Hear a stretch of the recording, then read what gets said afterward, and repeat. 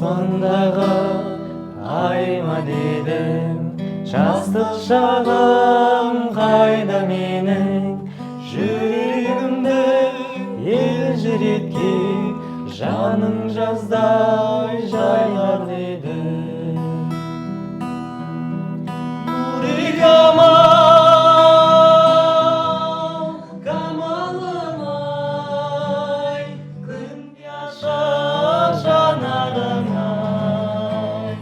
Қолым жетпей, сөзім өтпей, жаутаңдаған қабағыңа